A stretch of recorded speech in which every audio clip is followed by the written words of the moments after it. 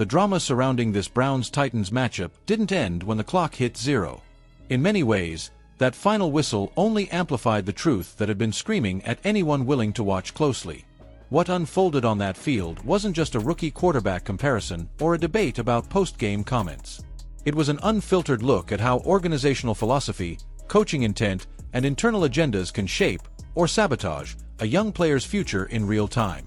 And once you strip away the press conference spin and the surface-level narratives, what's left is a case study in how not to develop a quarterback.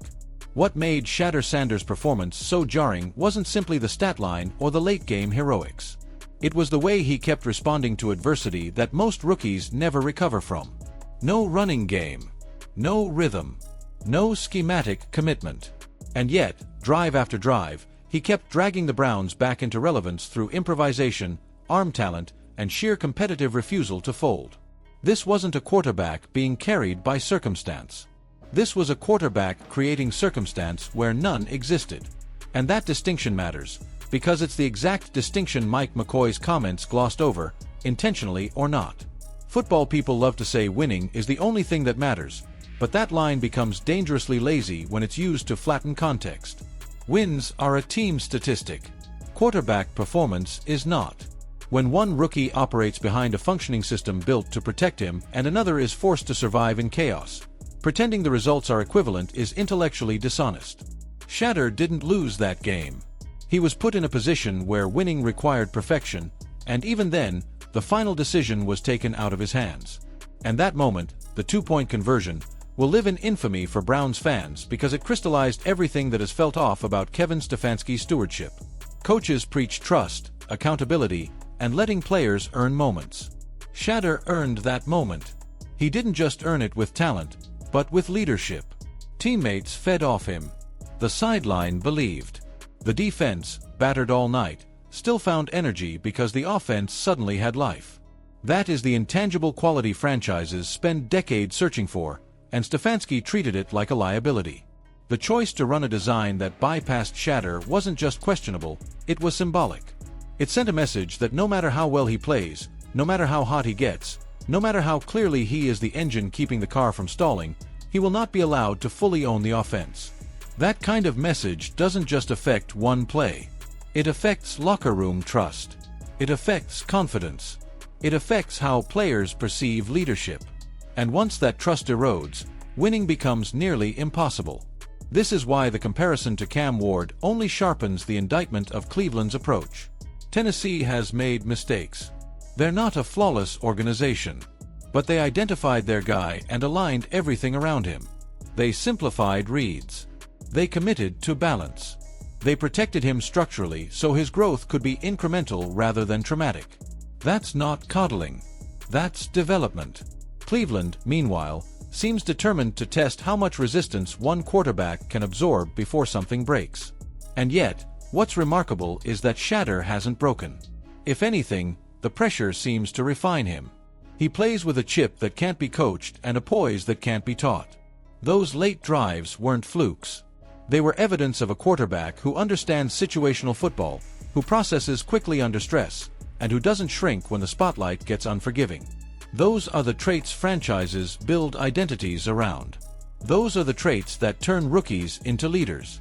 Which makes the continued resistance from Stefanski feel less like football logic and more like ego management. Coaches who are secure in their evaluations don't fight their own players. They adapt. They evolve. They let results guide decisions. When a coach keeps doubling down against evidence, it raises uncomfortable questions about priorities. Is the goal to win games or to validate earlier decisions? Is it about building something sustainable or maintaining control? Because here's the unavoidable reality.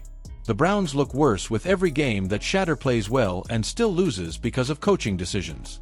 The excuses are evaporating. The film doesn't lie. Fans see it. Former players see it. Analysts see it. And most importantly, other teams see it. The league notices when a quarterback produces in chaos. They notice when talent shines through dysfunction. And they remember which organizations failed to recognize what they had.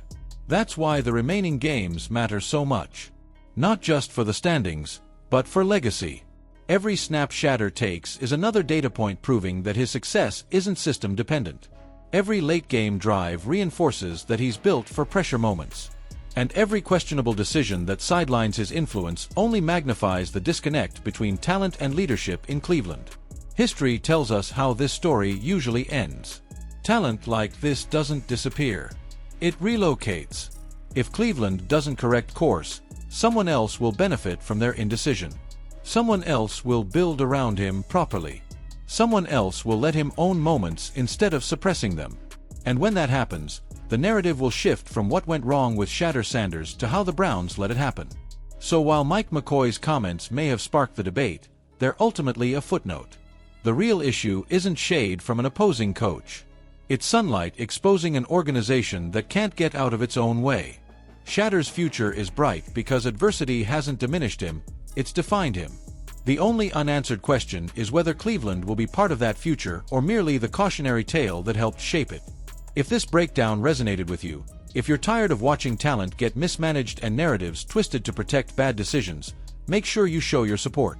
Hit that like button so this conversation reaches more fans who care about accountability and real football analysis. Drop your thoughts in the comments and let everyone know where you stand. Was Stefanski's decision unforgivable? Do the Browns still have time to fix this, or is the damage already done?